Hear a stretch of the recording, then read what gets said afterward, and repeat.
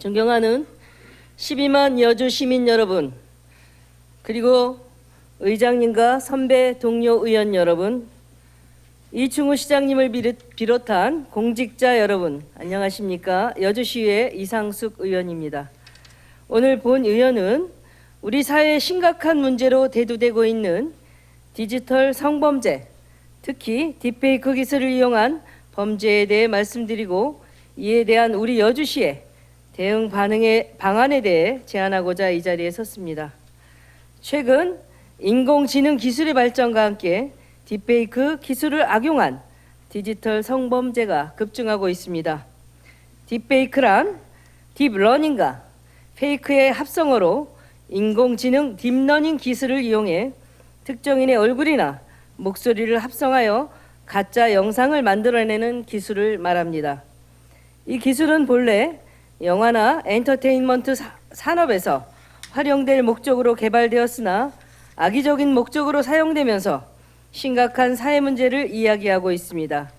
특히 여성을 대상으로 한 성적 착취와 명예훼손의 도구로 악용되는 사례가 빈번히 발생하고 있습니다. 경찰청 사이버안전국의 통계에 따르면 2021년 딥페이크 관련 디지털 성범죄 검거 건수는 전년 대비 70% 이상 증가하며 현재도 계속 증가하는 추세에 있습니다. 이러한 범죄의 특징은 피해자가 자신의 피해 사실을 인지하기 어렵고 한번 유포된 영상은 인터넷의 특성상 완전한 삭제가 거의 불가능하다는 점입니다. 이로 인해 피해자들은 지속적인 2차 피해에 노출되며 심각한 정신적 고통을 겪게 됩니다. 더욱 우려되는 점은 딥페이크 기술의 접근성이 점점 더 용이해지고 있다는 것입니다. 과거에는 고도의 기술력과 장비가 필요했지만 최근에는 스마트폰 애플리케이션만으로도 간단히 딥페이크 영상을 제작할 수 있게 되었습니다. 이는 잠재적 가해자의 범위가 넓어질 것을 의미하며 더 많은 피해자를 양산할 수 있는 위험성을 내포하고 있습니다. 이러한 사회적 문제에 대응하기 위해 최근 성폭력 방지 및 피해자 보호 등에 관한 법률이 개정되었습니다.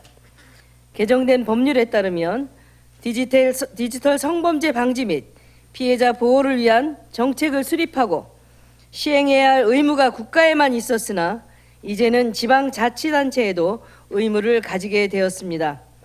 이에 따라 이러한 법률의 개정 사항을 반영하고 디지털 성범죄에 대한 예방과 피해자 보호 및 지원에 대한 여주시의 의지를 담고자 여주시 디지털 성범죄 방지 및 피해자 지원에 관한 조례 일부 개정 조례안에 대표 발의를 하게 된 것입니다. 디지털 성범죄, 특히 딥페이크를 이용한 범죄는 기술의 발전과 함께 더욱 교묘해지고 있습니다. 2024년 1월부터 10월 25일까지 총 964건의 딥페이크 성범죄 사건이 접수되었습니다. 피해자 중 학생과 교사가 196건으로 확인되었으며 초등학생 피해도 8건이 있었습니다. 검거된 피의자 573명 중 463명 80.8%가 10대 청소년이었습니다. 10대 피의자 중 94명은 형사 처벌을 받지 않는 만 10세에서 14세 미만 촉법 소년이었습니다. 나머지 피의자는 20대가 14.7%, 30대가 3%, 40대가 0.5%, 50대 이상 0.5%였습니다. 연령대가 주로 청소년이라는 점을 주목해야 하며 대안이 필요합니다.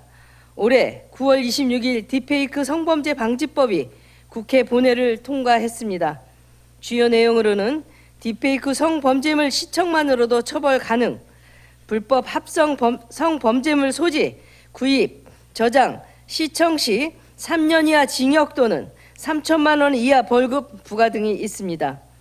이에 대응하기 위해서는 법과 제도의 정비도 중요하지만 무엇보다 시민들의 인식 개선이 절실히 필요합니다. 우리는 디지털 기술이 우리의 삶을 편리하게 만드는 동시에 잘못 사용될 경우 얼마나 큰 해악을 끼칠 수 있는지를 명확히 인식해야 합니다.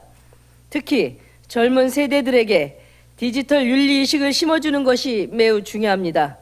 이를 위해 우리 여주시는 다음과 같은 노력을 기울여야 할 것입니다.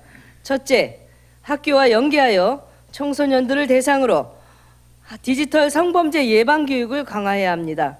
이 교육에는 딥페이크 기술의 위험성, 디지털 성범죄의 법적 처벌 내용, 피해자 보호의 중요성이 포함되어야 합니다. 둘째, 성인들을 대상으로 인식 개선 캠페인을 지속적으로 실시해야 합니다. 직장인 교육, 시민 강좌 등을 통해 디지털 성범죄의 심각성을 알리고 건전한 디지털 문화 형성에 동참해야 할 것을 촉구해야 합니다. 셋째, 디지털 성범죄 피해자들의 목소리에 귀 기울이고 이들의 경험을 바탕으로 교육 자료를 개발해야 합니다. 실제 사례를 통해 범죄의 심각성을 더욱 효과적으로 전달할 수 있을 것입니다.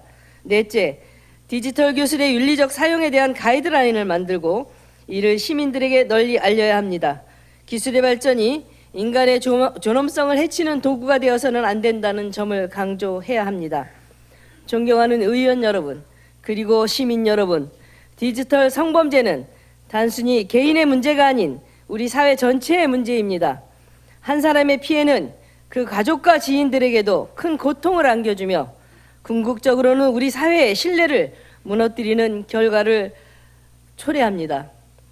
그럼에도 불구하고 이번 국회에서 디지털 성범죄 대응 예산과 청소년 관련 민생 예산을 대폭 삭감하고 국회의원 의정비를 24년도에 364억을 증액하고 올해 25년도 예산을 100억 증액하는 안타까운 것을 보았습니다.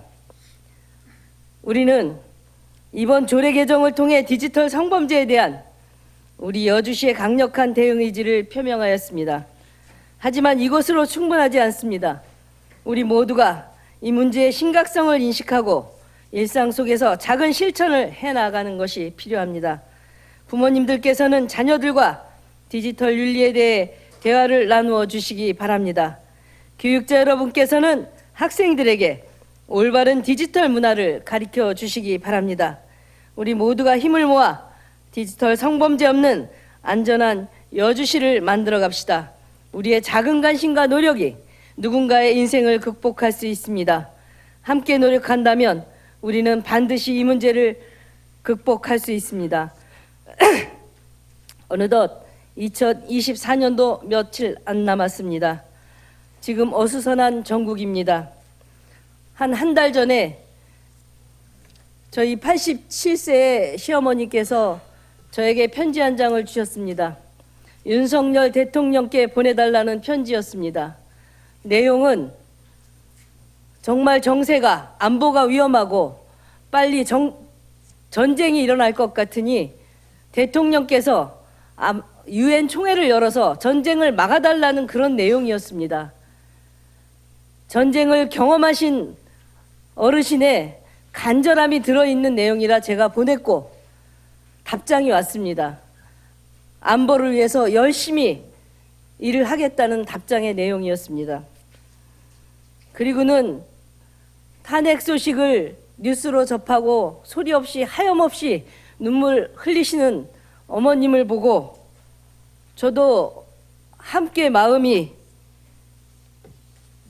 슬펐습니다.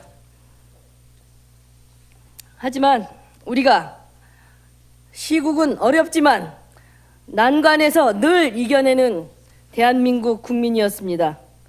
나라를 사랑하는 마음으로 그리고 여주시를 사랑하는 마음으로 되새기고 또 되새기며 여주시 발전을 위해 우리 여러분 모두 열심히 올해도 달려왔습니다. 한 해 정말 고생 많으셨고 우리 함께 달려봅시다. 2025년 을사년 새해 건강한 모습으로 다시 뵙길 소망하며 자유발언을 마치겠습니다. 경청해 주셔서 감사합니다.